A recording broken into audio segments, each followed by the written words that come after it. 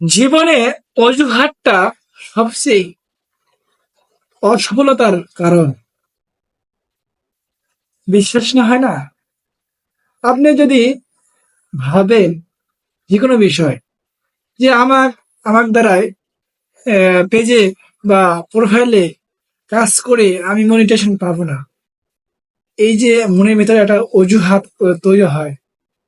এই অজুহাতকে দূর করে আপনার মনটাকে যদি একটু হাই করেন যে না, আমি পেজে কাজ করব, 100% আমি পেজ থেকে টাকা ইনকাম করবো বা পপুলার হব।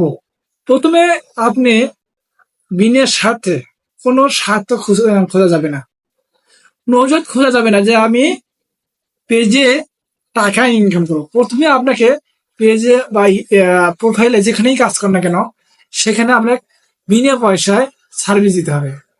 ঠিক আছে? যদি বিনা পয়সার সার্ভিসটা দেন, এতে করে আপনার মনোবলটা হয়তো বা প্রথম প্রথম লো থাকবে যে আমি টাকা ইনকাম করি না বা আমরা কোনো কিছু পাই না, কি জন্য কাজ করব। আরে ভাই, আপনি ফেসবুকে আসে যে টাকা ইনকাম করবেন এমন কিন্তু না। আপনি দুনিয়ায় জন্ম হওয়ার পরে আপনি কি প্রেম প্রীতি বা টাকা ইনকাম করেছেন?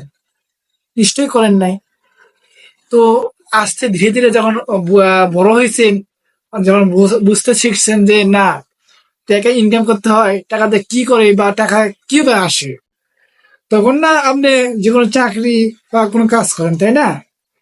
এরকম ফেসবুক বা ইউটিউবে যেখানেই কাজ করেন না কেন, প্রথমে আপনাকে বিনা পয়সায় সার্ভিস এবং আপনার যত্ন সহকারে আপনার কাজ করতে হবে, অর্থাৎ পরিশ্রম করতে হবে। পরিশ্রম দিয়ে আপনাকে মানুষের মাঝে নিজেকে ফেস ভ্যালু তৈরি করতে হবে, অর্থাৎ পরিচিত হতে হবে, পুরো মেনে হতে হবে, ভাইরাল হতে হবে।